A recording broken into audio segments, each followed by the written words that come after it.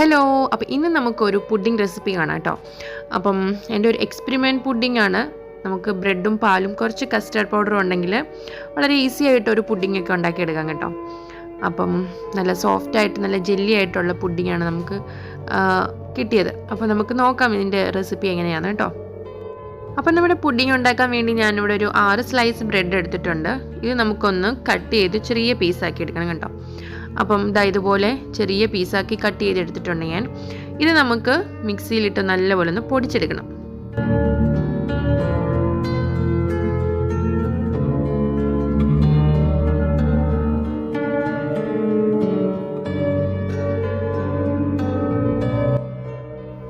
അപ്പം ബ്രെഡ് ഇതുപോലെ നല്ലപോലെ പൊടിച്ചെടുത്തിട്ടുണ്ട്.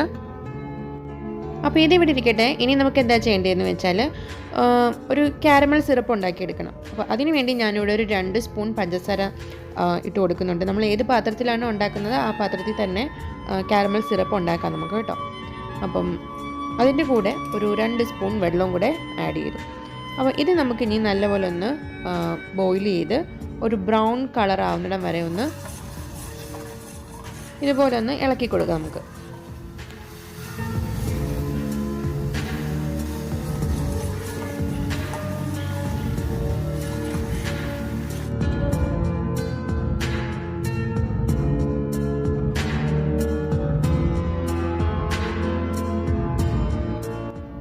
അപ്പം ഇപ്പം നമുക്കൊരു ബ്രൗൺ കളറൊക്കെ ആയി തുടങ്ങിയിട്ടുണ്ട്. അപ്പോൾ ഈ സമയത്ത് നമുക്ക് ഓഫ് ചെയ്തെടുക്കാം കേട്ടോ. അപ്പോൾ നമ്മുടെ കാരമൽ ഇവിടെ റെഡി ആയിരിപ്പുണ്ട്. ഇനി നമുക്ക് എങ്ങനെയാണ് പുഡിംഗ് റെഡിയാക്കുന്നേ നോക്കാം.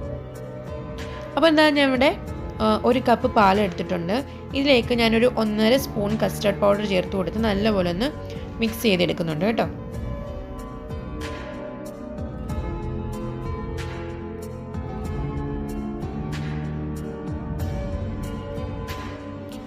പിന്നെ ഞാനിവിടെ 1 കപ്പ് പാലും കൂടെ തിളപ്പിക്കാനായിട്ട് വെച്ചിട്ടുണ്ട്. അപ്പോൾ അത് തിളച്ച് വരുന്ന സമയത്ത് നമ്മുടെ മധുരത്തിന് ആവശ്യമായിട്ടുള്ള പഞ്ചസാര ചേർത്ത് കൊടുക്കാം കേട്ടോ. അതിനുശേഷം നമുക്ക് പാലും കസ്റ്റർഡ് പൗഡറും കൂടെ ഉള്ള ആ ഒരു മിക്സ് നമുക്ക് ചേർത്ത് കൊടുക്കാം.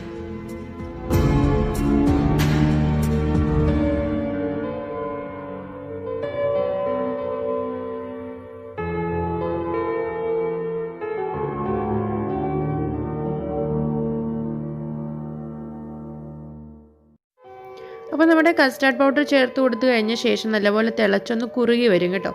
അപ്പം ഈ സമയത്ത് നമുക്ക് തീ ഓഫ് ചെയ്ത് കൊടുക്കാം.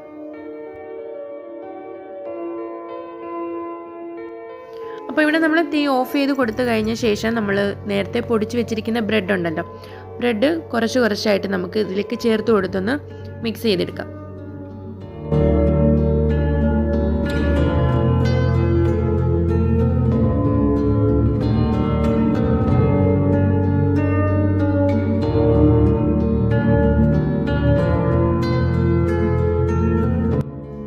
അപ്പം നമുക്ക് ഇതുപോലൊരു പരുവത്തിൽ നിന്ന് മിക്സ് ചെയ്തെടുത്താൽ മതി കേട്ടോ.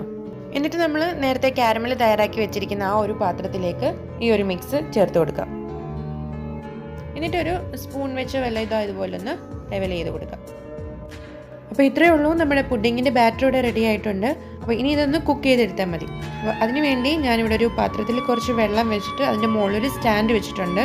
ഈ സ്റ്റാൻഡിൽ നമ്മുടെ ബാറ്റർ വെച്ചിട്ടുള്ള പാത്രം ഇറക്കി വെച്ച് കൊടുക്കുക. അപ്പോൾ നമ്മുടെ പുഡിങ്ങിലേക്ക് വെള്ളം വീഴാതിരിക്കാനായിട്ട് ഒരു പാത്രം കൊണ്ട് കവർ ചെയ്ത് വെച്ച ശേഷം അതിൻ്റെ മുകളിൽ വേണം നമ്മൾ വേറൊരു പാത്രം കൊണ്ട് അടച്ചു വെച്ച് കുക്ക് ചെയ്യാനായിട്ട് കേട്ടോ. ഇതുപോലെ. അപ്പോൾ ഇത് കുക്കാവാനായിട്ട് ഏകദേശം 30 തൊട്ട് 40 മിനിറ്റ് വേണ്ടി വരും. അപ്പോൾ ഇപ്പോൾ ഒരു 40 മിനിറ്റ് കഴിഞ്ഞിട്ടാണ് ഞാനിപ്പോൾ എടുത്തേക്കുന്നത്. അപ്പോൾ നമുക്കൊന്ന് തുറന്നു നോക്കാം.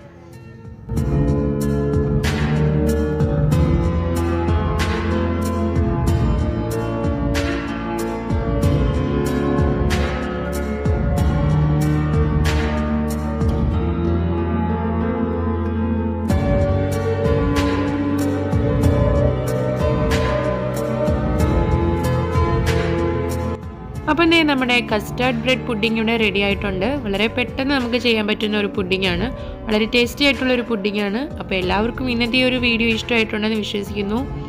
ഇഷ്ടമായ വീഡിയോ ലൈക്ക് ചെയ്യാൻ മറക്കരുത്. അതുപോലെ തന്നെ നമ്മുടെ ചാനൽ ആരെങ്കിലും ആദ്യമായിട്ടാണ് കാണുന്നതെങ്കിൽ സബ്സ്ക്രൈബ് ചെയ്ത് സപ്പോർട്ട് ചെയ്യുക. വീണ്ടും നല്ലൊരു വീഡിയോ ആയിട്ട് കാണുന്നത് വരെ ബൈ ബൈ.